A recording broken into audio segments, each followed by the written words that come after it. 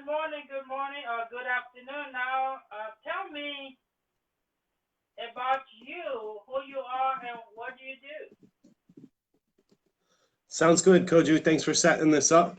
And I appreciate connecting with you and the other CIPS and our Facebook friends. My name's Shane Cook. I'm a residential and commercial realtor in the Phoenix metropolitan area, mostly the Southeast Valley. I live in Gilbert and grew up in Mesa. So I'm a very active real estate investor and realtor here in the marketplace. Perfect. Well, you and I, we are certified international property specialists. What's that mean? Say that again? You and I, we are certified international property specialists. What's that mean?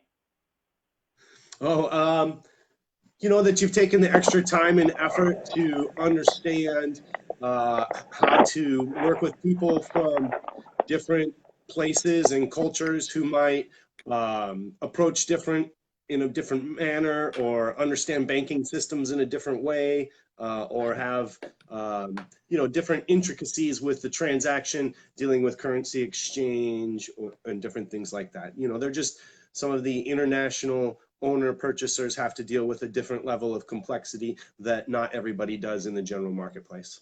Perfect, perfect. The reason I have you today is to tell me a little bit, and my audience and your audience, your contact, you know, how's the real estate market in Gilbert, Arizona, or, you know, your market area? Yeah, absolutely. So on the residential side of things, we've had a very interesting few months. I found some information that I've been following. I follow a data source that collects information from our MLS and presents it to the realtors and to the public. It's called the Cromford Report here in Arizona. And they've just followed data for a very long time. I've started watching them probably in 2004, before the actual, you know, last cycle experience. And so they've been doing it a long time. They have some historic perspective. And one of the things they said here is that in the last 8 months or so, that they create what's called a Cromford score. In essence, it's a rate of whether it's a buyer's market or a seller's market. Anything over 100 is a seller's market, and anything below 100 is a buyer's market. And in the last 8 months or so, we have seen both the lowest Cromford score in quite some time and the highest Cromford score that we've ever seen. So the last 2 or 3 months, inventory continues to drop. You know, demand still stays steady and has maybe even increased with some of the interest rate changes that have gone on. And the builders are not building near as fast as they did, you know, maybe historically in 04, 05, 06 timeframe. So supply is not catching up with demand. Demand is healthy enough that we've got a very strong residential sellers market, especially in the first-time home buyer range, all throughout the Phoenix metropolitan area. That's, you know, maybe true across the country, but even up into some of the higher price ranges in some areas, especially in some of the more desirable areas, you start moving into the 350 or 500 range. And you know, it's also very competitive and very much a strong seller's market on the residential side of things. Okay. Okay, so you mentioned new construction, you mentioned inventory. What's happening with the new construction? Are they building any entry level homes for first home buyers, or what's the average price in that area?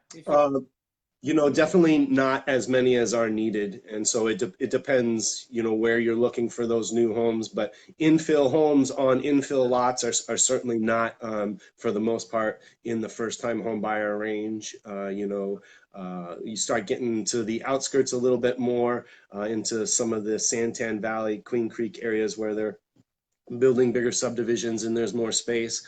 Some of those areas have a greater, you know, supply of closer to first-time home buyer properties. I think most of the new homes in the Gilbert area are priced, you know, above the 350, 400,000 area.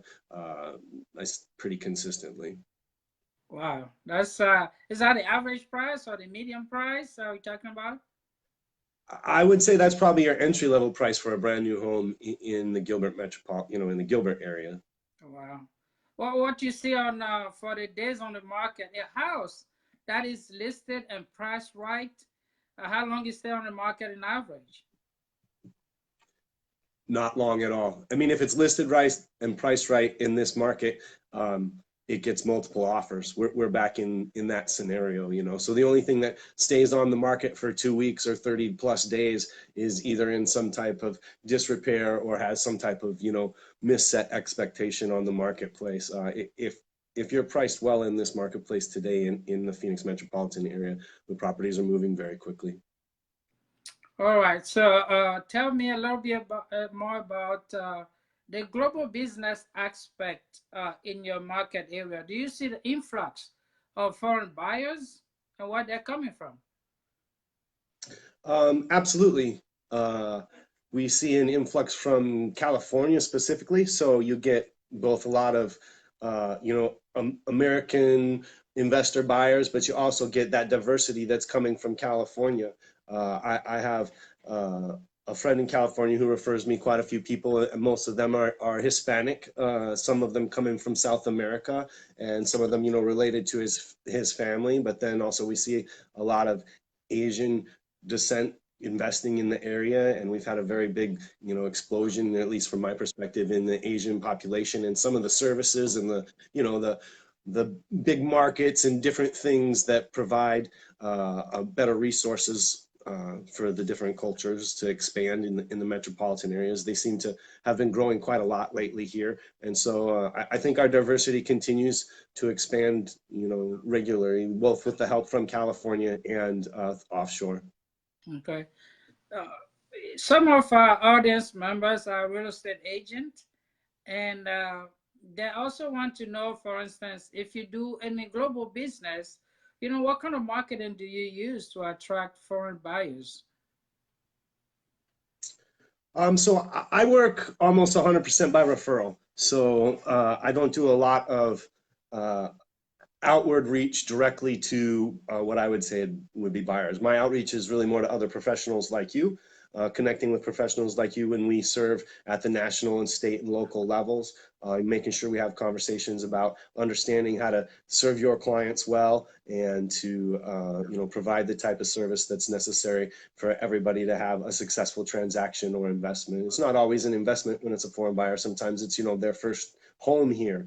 So that's a different experience than buying investment properties here.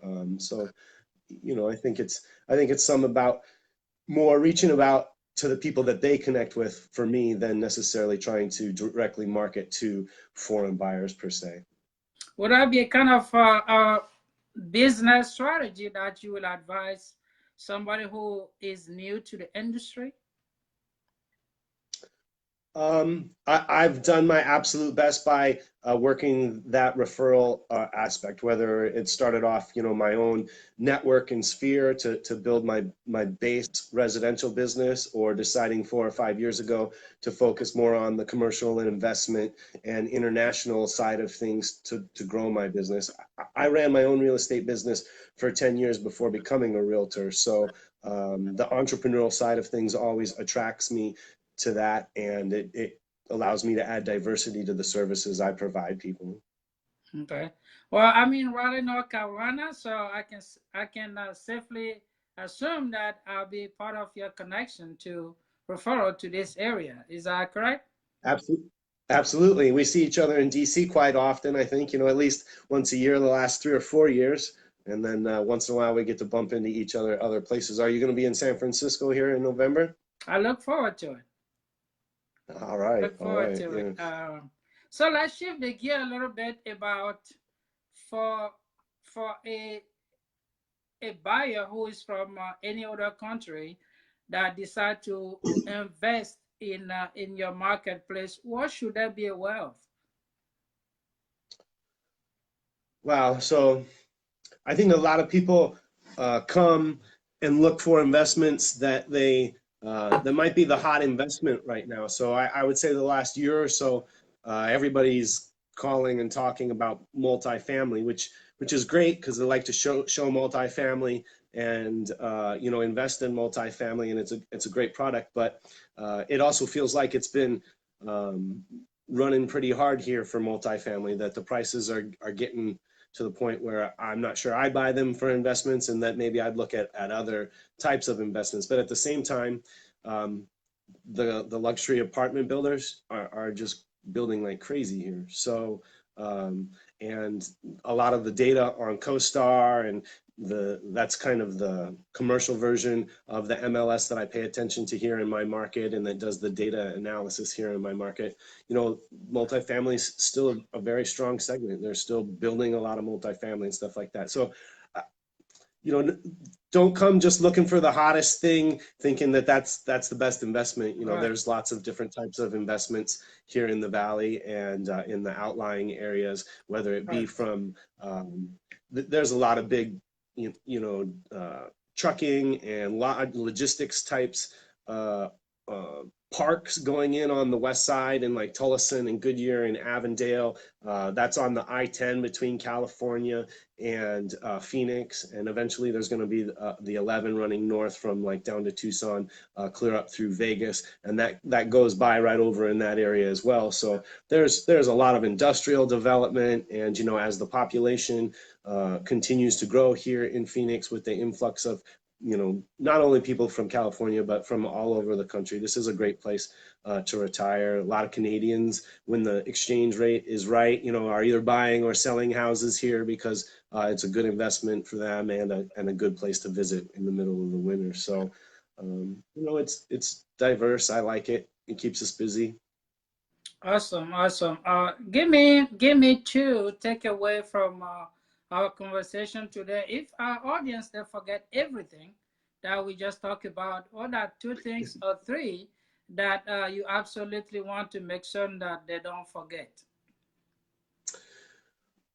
The absolute number one best way to work your business, in my opinion, as a realtor, is by referral, whether you choose to work your own database of personal relationships and build that from a sphere, or you choose to focus on a deep niche and get referrals from other realtors in your own market and across the country. But that's probably, as a realtor to realtor, that's, in my experience, been the best way to grow your business, and I enjoy it the most, interacting with people like that. And then on the investment level, or just looking, maybe for my particular market, I really enjoy the entrepreneurial type of investment angle. I work on a couple of small development deals. I've got some crowdfunding projects going on. I do fix and flips, but at the core of everything, I'm a full-time residential and commercial realtor. So if you're interested in the Phoenix metro area in any way, shape, or form, or just visiting and want to take a tour, reach out to me or reach out to Codjo, and he'll reach out to me and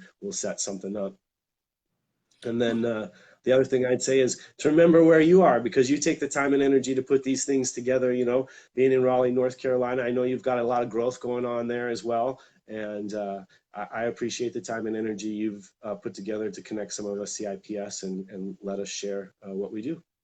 Well, thank you so much. I appreciate, on behalf of my audience, my team, and my firm, I want to thank you for taking time out of your investing business and selling real estate and connecting with a global audience and other professionals to spend this few minutes with me.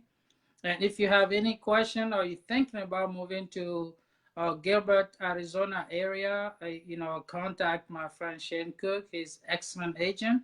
Actually, all the people from my audience that we connect have been vetted with high integrity, and also they have been in the field and providing services to buyers and sellers. And we want them to connect with you to tell us a little bit about what they do, and more importantly, share the experience in the field.